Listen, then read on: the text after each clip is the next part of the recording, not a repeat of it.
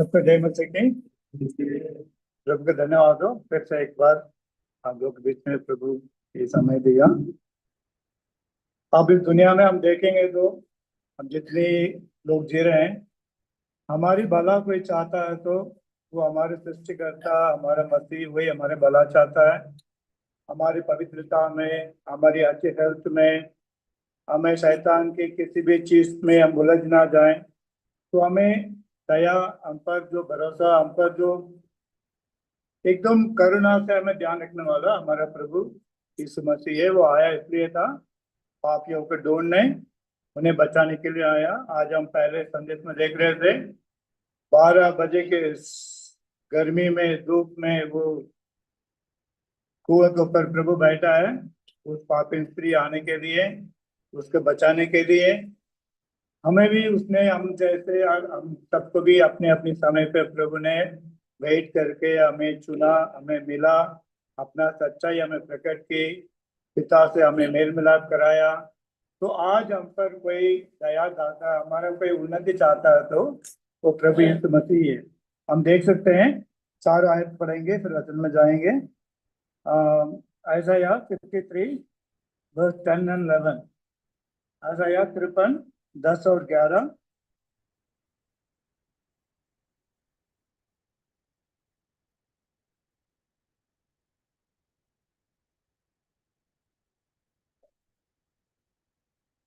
आइज़ाया 53 10 और 11। 53।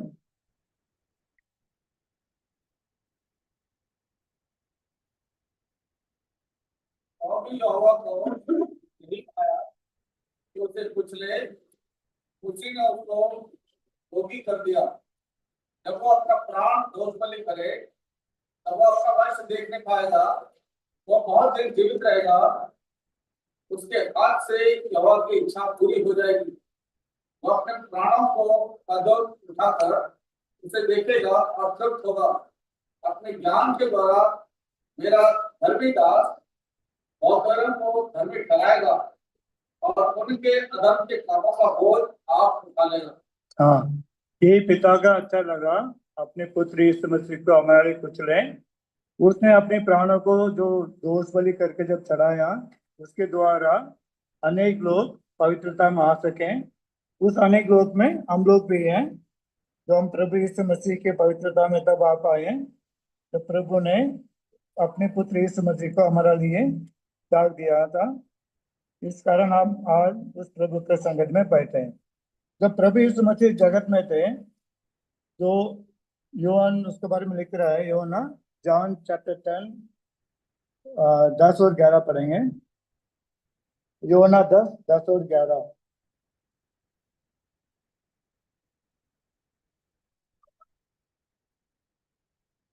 चोर किसी और काम के लिए नहीं, परंतु केवल चोरी करने और घात करने और नष्ट करने को आता है। मैं इसलिए आया हूँ कि वे जीवन पाएं और बहुतायत से पाएं। अच्छा चरवाहा मैं हूँ, अच्छा चरवाहा भेड़ों के लिए अपना प्राण देता है। वो हमने पहले पढ़ा था यशायाह 53 में, जो भविष्य में जो होने वाला था, पिता की प्लान थी। जब प्रभु यीशु मसीह जगत में आए थे तब उसने कहा, चोर किस काम को लाया, बस मैं इसलिए आया वो जीवन पाए और बहुत सारे से जीवन पाए। तो मसीह हमारे जीवन ऐसे गुट गुट के जीने का, जैसे जी रहे हैं जी, टाइम पास हो रहा है जी, ऐसे जीने के लिए नहीं, बहुत सा ऐसे जीने का, जयवंत जीवन जीने का। हमारी हाँ हाँ रहेगी, हमारी ना ना रहेगी। हम उस पिता को, उस पुत्र को आते हुए देखेंगे, बदले जाएंगे, उनके साथ सदा रहेंगे। ऐसे एक धन्य और विजयी जीवन बिताने के लिए प्रभु आया। उसने कहा, मैं अच्छा चरवाहा हूँ, अच्छा चरवाहा भी भेड़ों के लिए प्राण देता है। जब वो पुनरुत्थान हो जाता है, प्रभु जीवित होके फिर इसी योना का दर्शन देता है। हम चलेंगे इसमें प्रकाशित वाक्य में, द रेवलेशन चैप्टर 1 वर्स 17 18 17 18।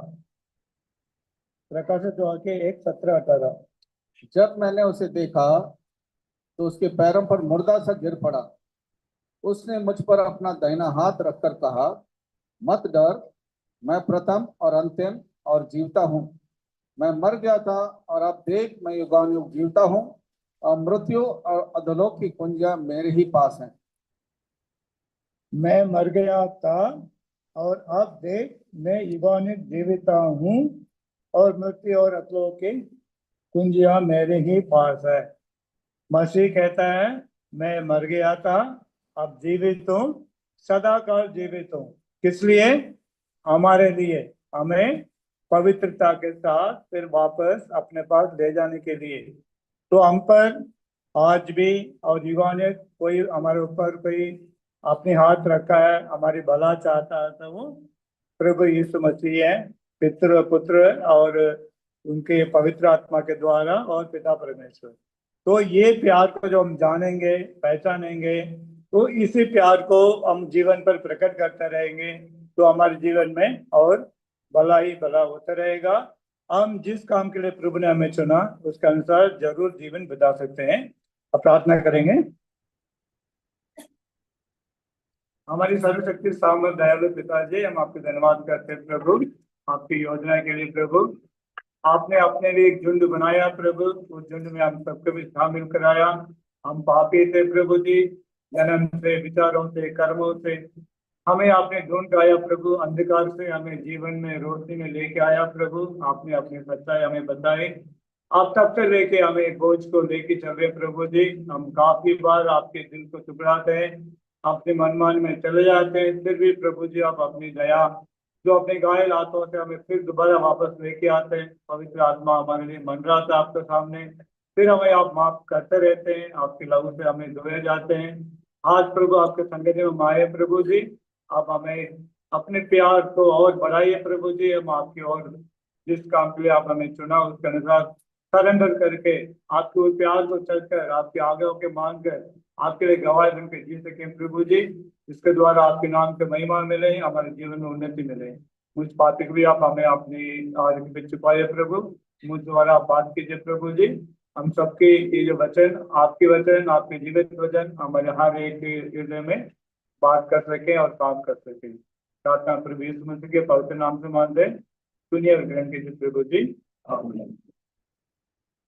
तो हमारे विश्वास जो क्रिश्चियन में हम लोग सेलिब्रेट करते हैं, अभी से हमने सुना प्लानिंग शुरू हो गई, संडे क्लास बच्चों का, एनुअल मीटिंग, क्रिसमस मीटिंग करके। तो हम सेलिब्रेट करते हैं क्रिसमस बड़ी धूमधाम से, और सेलिब्रेट नहीं कर पाते हैं या थोड़ी सी करते हैं जो प्रभु यीशु मसीह का जी उठने का, ईस्टर का।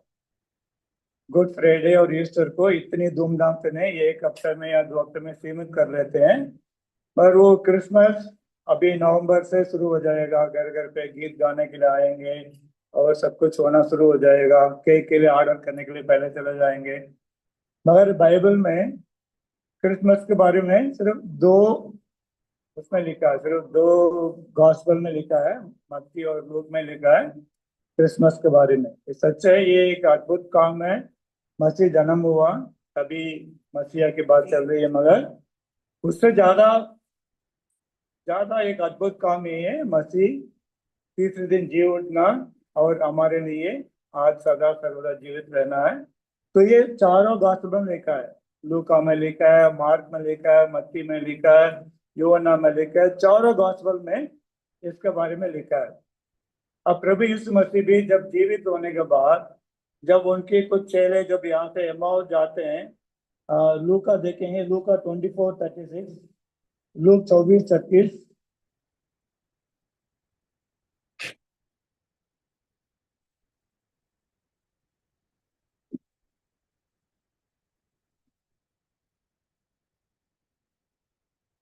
तो ये बातें कही रहे थे कि वो आप ही उनके बीच में आप खड़ा हुआ और उनसे कहा तुम्हें शांति मिले। 26:27, 26:27। 26 और 27 पर क्या अवश्य ना था कि मसीह ने दुख उठाकर अपनी महिमा में प्रवेश करे? तब उसने मूसा से और सब भविष्यवक्ताओं से आरंभ करके सारे पवित्र शास्त्र में से अपने विषय में लिखी बातों का अर्थ उन्हें समझा दिया। हाँ, जो मसीह ये लोग जो जो इमाउस वापस जा रहे थे, उन चेलों के साथ प्रभु जाता है, उनकी दुखी में उन्हें दुखी नहीं होने देता, उनके साथ चलते हुए उन्हें बोलता है। ये नहीं शुरू किया जहाँ से जेरूसलेम से शुरू नहीं किया, बethlehem से शुरू नहीं किया, उसने ये वहां से शुरू किया। ये मसीह दुख उठाकर अपनी महिमा में प्रवेश करें और मूसा से लेके बस तक सब बातों से उन्हें समझाया। मसीह को इस जगत में आना, दुख उठाना और महिमा में प्रवेश करना, जिसके द्वारा हम अपना प्रभु के ऊपर एक बार हम देख सकते हैं पौल अपोस्तल इसके बारे में कहता है, पहला कुरिन्थियन 15वां अध्याय, 1 Corinthians chapter 15, 3 और 3 आयत पढ़ेंगे 15 का।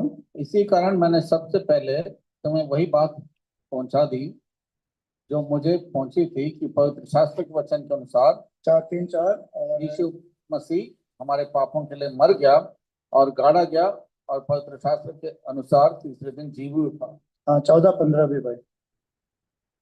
और यदि मसीह नहीं जी उठा तो हमारा प्रचार करना भी व्यर्थ है और तुम्हारा विश्वास भी व्यर्थ है, वरन हम परमेश्वर के झूठे गवाह ठहरे, क्योंकि हमने परमेश्वर के विषय में ये गवाही दी कि उसने मसीह को जला दिया, यद्यपि नहीं जलाया यदि मरे हुए में से जी नहीं उठा।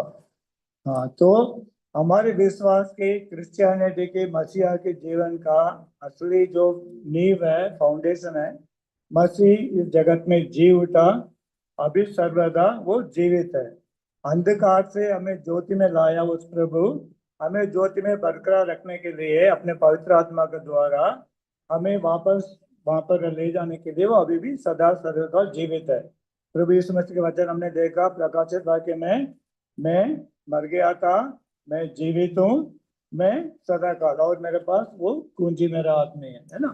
तो हम जीवित परमेश्वर का उपस्थिति में बैठे हैं। जीवित परमेश्वर हमारी उन्नति चाहता है। जीवित परमेश्वर उस क्रूस में जीवित होने के बाद हमें उसने हमारी विजय जीवन के लिए, ऐसे मरा हुआ जीवन नहीं जैसे जी रहे वैसे जी रहे नहीं, एक उत्साह के साथ जीवन के लिए, एक घमंड और गर्व के साथ जीने के लिए। किस बात घमंड? मैं उस जीवित परमेश्वर का चुना हुआ एक बच्चा हूँ, बेटा हूँ, बेटी हूँ, मैं सर्वशक्तिमान परमेश्वर का हूँ करके वो एक गर्व के साथ विजय जीवन बिताने के लिए प्रभु ने हमें बरकरार अभी रखा है। तो प्रभु यीशु मसीह क्रूस में जो वचन दिया था, जब जीवित होने के बाद भी उसने कुछ बातें की लोगों के बीच में, उसमें से कुछ बात हम देखेंगे। पहले हम चलेंगे यूहन्ना का 20, जॉन चैप्टर 20,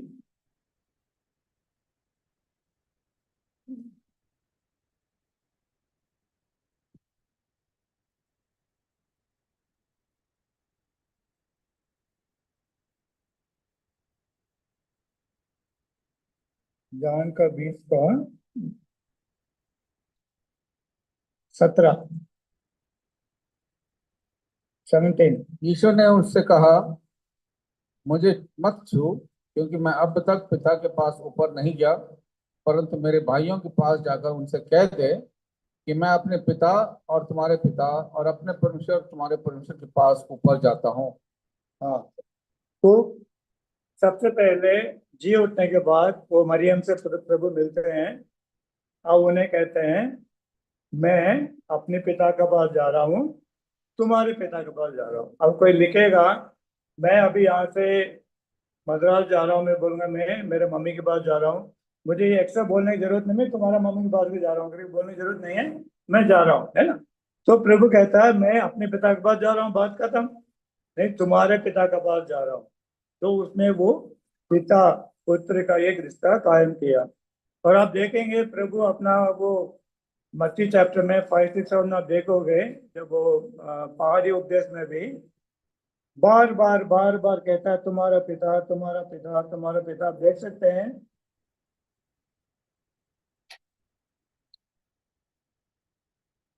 मत्ती में 5 में 16 एक बार पढ़ेंगे भाई।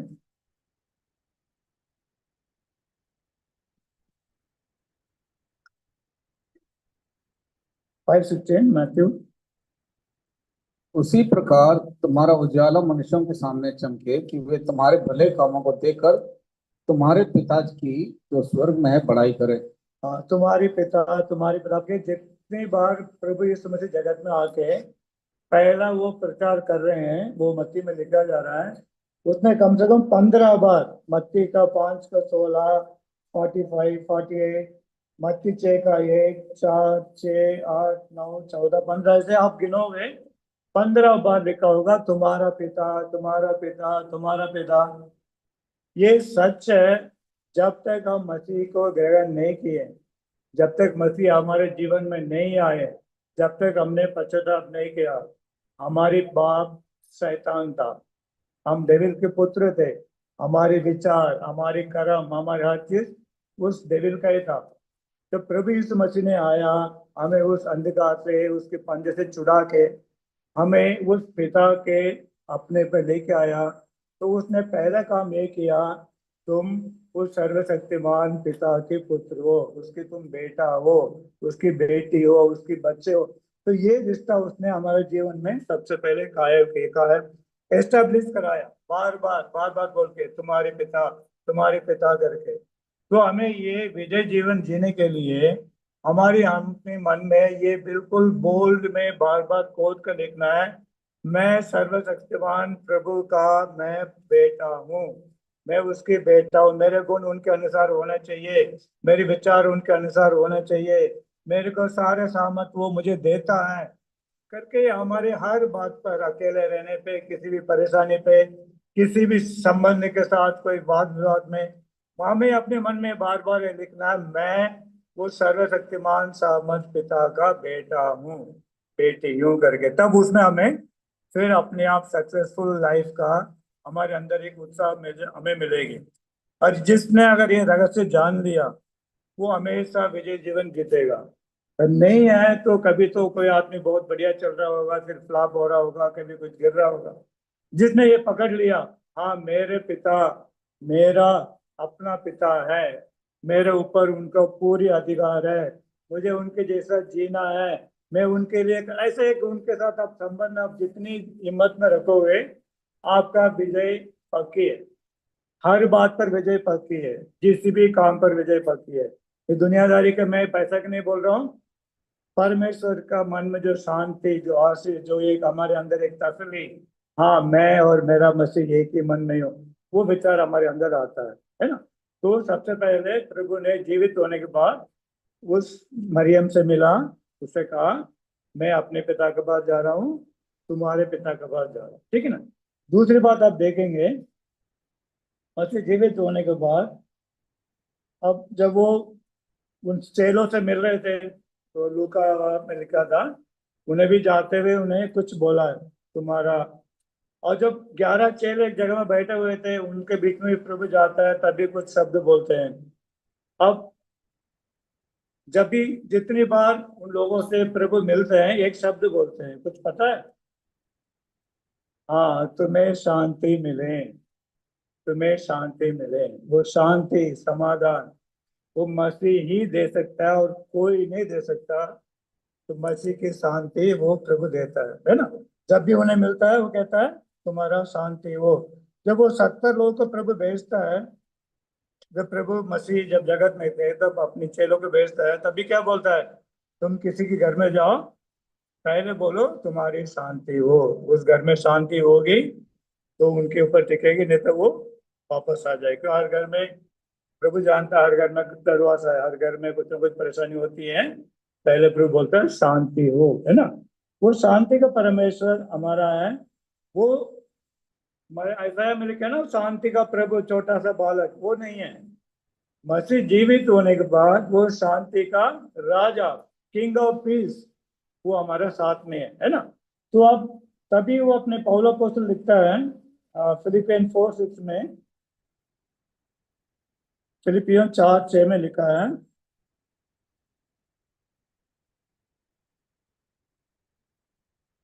सब पढ़ेंगे तो अच्छा रहेगा, इस वचन को सब पढ़ेंगे थोड़ा रुक के। फिलिपियन 4:6।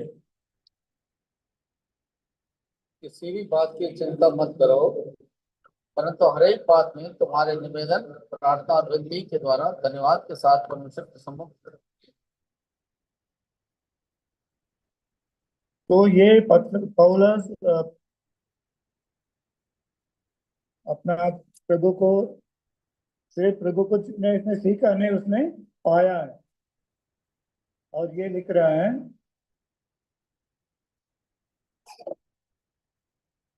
किसी भी बात पर चिंता मत करो, परंतु हर एक बातों में तुम्हारे निवेदन, प्रार्थना और विनती के द्वारा धन्यवाद के साथ परमेश्वर की सम्मुख उपस्थित कह जाए। अब साथ में भी 7 भी पढ़ना था, 7 वो इम्पोर्टेंट था। 7 परमेश्वर की शांति जो सारी Peace of समझ से God परे which है, passes all तुम्हारे हृदय और तुम्हारे विचारों को मसीह यीशु में सुरक्षित रखेगा। सुरक्षित रखेगी। सुरक्षित बैंक में लाकर में जाकर रखे आते हैं ना, वो सुरक्षित रहेगा। तो हमारी मन, हमारी शांति वो परमेश्वर परमेश्वर मेरी बात सुरक्षित रहेगी, सुरक्षित। अब हम उदाहरण के लिए बोलते हैं, अभी मानो कोई बीमार है, हॉस्पिटल में ही है, अब मिलने जाते हैं, फिर ये बोल के आते हैं, भाई परेशान मत हो, प्रार्थना कर रहे हैं, कल से आपके साथ है, चैन प्रेम में आपके लिए प्रार्थना कर रहे हैं, शिव से भी प्रार्थना कर रहे हैं, प्रभु कल्याण करेगा, जल्दी ठीक हो जाओगे, ऐसे बोल के आते हैं।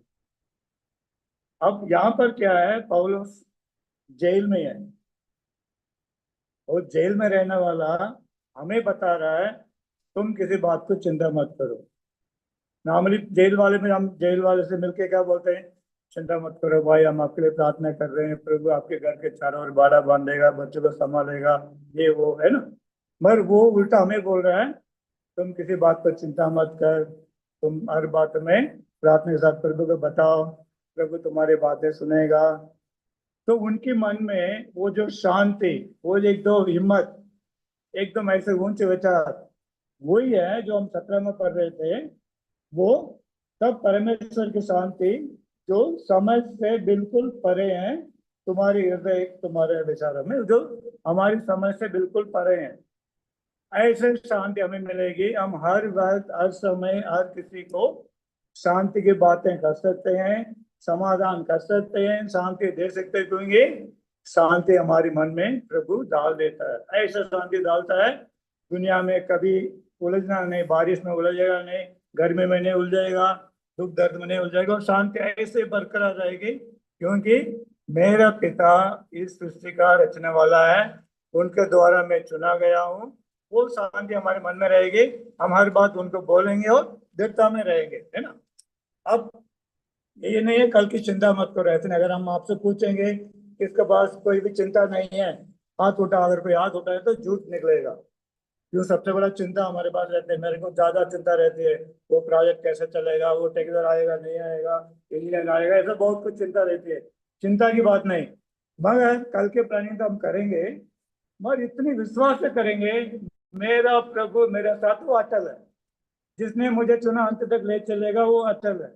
वो मेरा मेरा प्रभु मुझे कभी नहीं छोड़ेगा, ये अटल। इन बातों में आप बने रहोगे तो हमारे हर प्लान विजय होते रहेंगे। हम काफी बार ऐसे उदास हो जाते हैं जैसा हमारे पास कोई है ही नहीं, ऐसे लुढ़क जाते हैं, ऐसे एकदम लेट जाते हैं।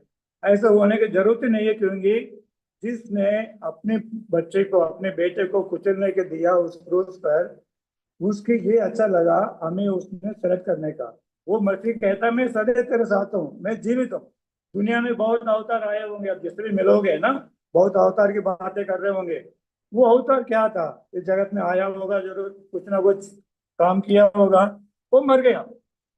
हमारे परमेश्वर इस जगत में आया, हमारे जीवनों को बदलने के लिए। उसने जगत में सबके पिता से दोस्ती करने के लिए बातें बताई, और मारा गया, गाड़ा गया, तीसरे दिन जीवित हुआ। हमारा हीरो जिंदा है, हमारा मसीह जिंदा है।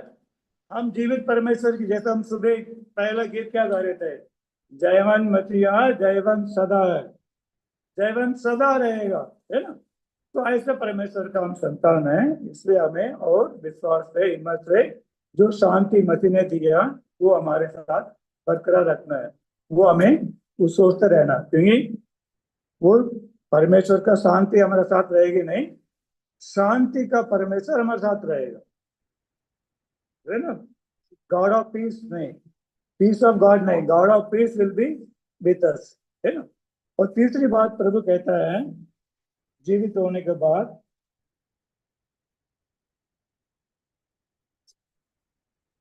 जॉन चैप्टर 20 में चलेंगे। तोमा से मिलते हैं प्रभु। 27 से 29, 27 से 29, योना 20, 27, 29।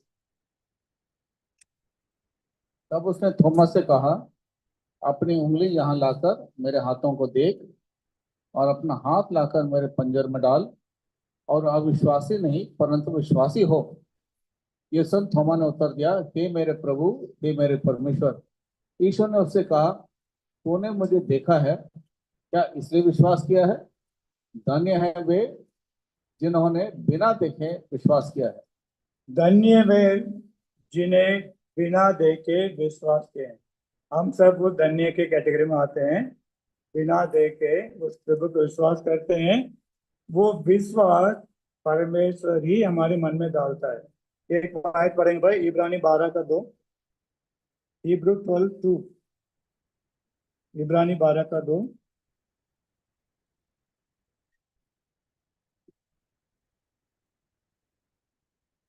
और विश्वास के करता और सिद्ध करने वाले यीशु की ओर ताकते रहें, जिसने उस आनंद के लिए जो उसके आगे धरा था, लज्जा की कुछ चिंता न करके क्रूस का दुख सहा, और परमेश्वर के सिंहासन की दाहिनी ओर जा बैठा। हाँ, विश्वास के करता, विश्वास का सिद्ध करने वाला हमारा प्रभु यीशु मसीह है। उसने विश्वास हमारे दिल में डाल दिया, इसलिए हम वो धन्य बने। बिन देखे उस प्रभु यीशु मसीह के ऊपर हम विश्वास करते हैं, उनके आज्ञा के पालन करते हैं, उनके द्वारा हम अंश अंश बदले जाते हैं। हम कह सकते हैं मैं स्वर्ग राज्य के लिए मैं बनाया जा रहा हूँ, प्रभु हमें बनाता जाता है, और विजय जीवन के लिए ही प्रभु हमें चुन रखा है ना। तो ये जो विश्वास जो प्रभु ने दिया है, ये हमारे अंदर एकदम आग डालते हुए चलते रहने चाहिए, लाइट जलते रहने चाहिए। ये विश्वास जो प्रभु ने दिया, हमने कहीं हासिल नहीं किया, हमने कहीं मेहनत करके पाया नहीं, हमने कोई मेडल नहीं जीता विश्वास का। विश्वास हमारे अंदर दिया गया, इससे आप संभालोगे नहीं कि विश्वास खत्म भी हो जाएगी, कम भी हो जाएगी, वो निष्फल भी हो जाएगा। तभी हमारी संगति, आप दुनियादारी में इतनी लगे रहोगे और लोगों से ऐसे ऐसे बातें करते रहोगे और लोगों की बातों में मन लगाते रहोगे, तो आपके विश्वास डगमगा जाएगा, विश्वास कभी खत्म भी हो सकता है। तो तभी, और भजन संहिता में पहला चैप्टर में पहले शब्द में लिखा है, पढ़ेंगे भाई, Psalm 1:1।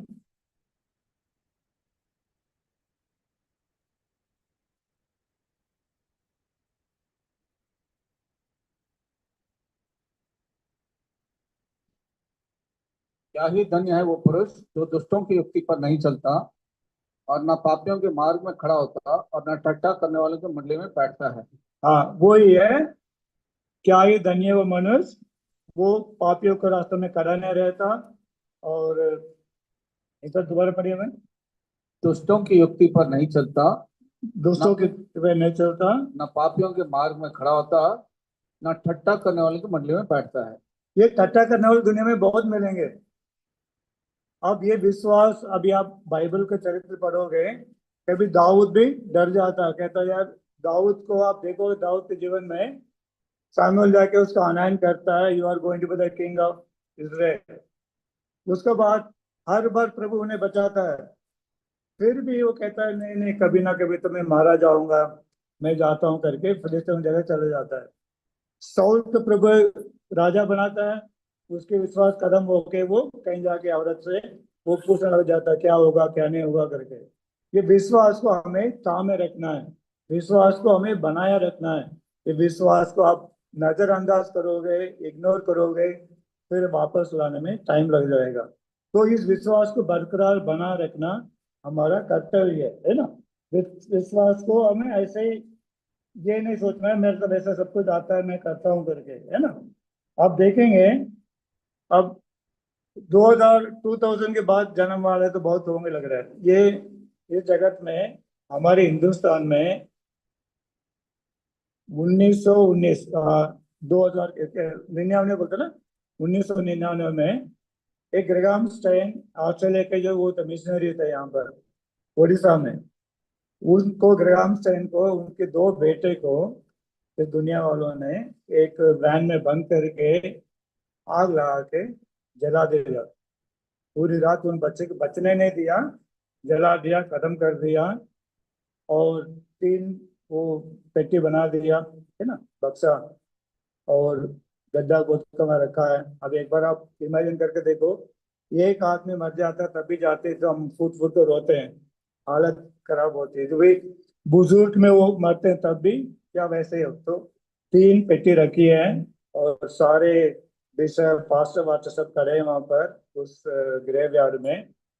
वो जो उस मीटिंग जो करता है वो उस मैडम से, उस बहन से पूछता है, ग्लैडिस सेन से, अब हम कोई गीत आप चाहते हो गाने के लिए?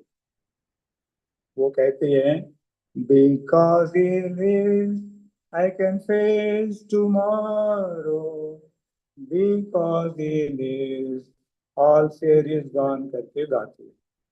तीनों डेड बॉडी के रख के गाती है। हम छोटे छोटे बातों में ऐसे मुंह लटका देते हैं, उलझा जाते हैं, वो विश्वास खो जाते हैं, उम्मीद खो जाते हैं। वो तीनों सौ पट्टी के देखो कहते हैं, because he lives I can face tomorrow, अपनी बेटी के साथ। वो प्रभु मसीह कहता है, देख मैं मर गया था, अब जीवित हूँ, तुम्हारे साथ सदा जीवित हूँ, मैं फिर आऊंगा, तुम्हें ले जाऊंगा, जहां मैं हूँ वहां तुम रखोगे, तुम बदला जाओगे। कितनी वचन दिया प्रभु ने, कितनी वचन दिया, मैं जीवित हूँ, मैं तेरे साथ हूँ, मेरे शांति तुम्हारे साथ बना रहेगा, तुम मुझ पर विश्वास करो, मेरे आज्ञाओं को मान। अब देखोगे ये जो अपोस्तल यूहन्ना प्रभु के साथ 30 साल रहा, उसके बाद अंत में प्रकाशित वाक्य में रहा, वो कहता है, हम लास्ट वचन पढ़ के चलेंगे, पहला यूहन्ना 1:6।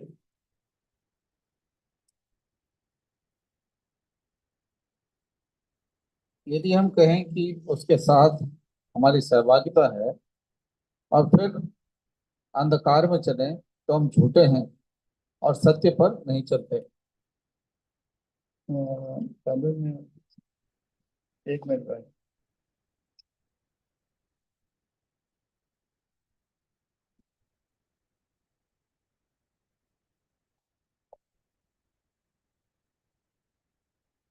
वो कहता है उसकी बात है मनुष्य, फर्स्ट चैप्टर,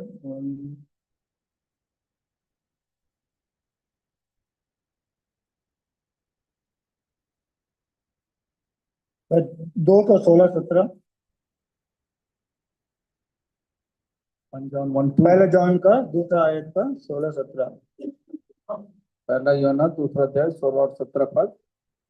क्योंकि जो कुछ संसार में है अर्थात शरीर की अभिलाषा, आंखों की अभिलाषा और जीव का घमंड, वो पिता की ओर से नहीं परंतु संसार ही की ओर से है।